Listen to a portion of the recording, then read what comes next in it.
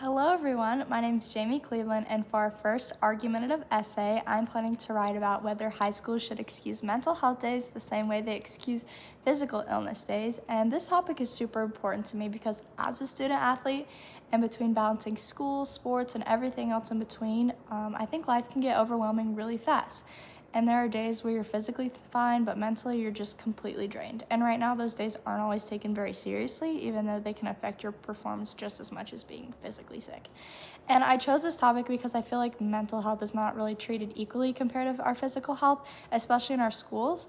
And if a student has a fever, they're usually told to stay home. But if someone is struggling mentally, they're often just kind of told to just like push through it, which I think can make things worse, especially from experience.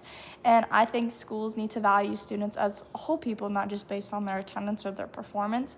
And I also think this topic really matters to others because almost every student experiences some stress, burnout, or anxiety at some point in their school careers. And I feel like ignoring that can make it worse and lead to bigger problems, and even I think they can struggle more academic and have less motivation or even get worse mental health issues.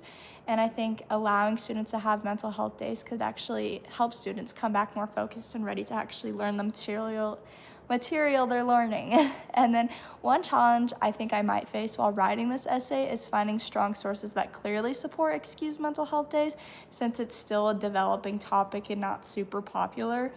Another challenge will be addressing the opposing side, because some students might argue that students could take advantage of mental health days as an excuse to skip school, but I'll need to explain why the benefits still outweigh those concerns. And overall, I think I chose this topic because it directly affects students like me in particularly, and I think it's important that needs more attention and understanding in schools today, especially in small rural communities like here in St. Regis.